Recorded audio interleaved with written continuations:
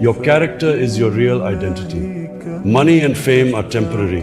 Wealth and status may bring recognition for a while, but they do not define who you truly are.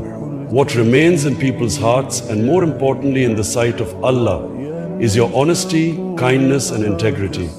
A person with good character earns respect that lasts beyond a lifetime, while riches and fame fade away like dust in the wind. True success is not in how much wealth you accumulate, but in how you treat others, how sincere you uphold justice, and how steadfastly you stand by your principles. The Prophet Muhammad said, "The best among you are those who have the best character." No amount of money can buy the love and trust that good character earns. So focus on building a reputation that is based on truth, humility, and sincerity, because in the end, it is your character, not your wealth, that will define your true legacy.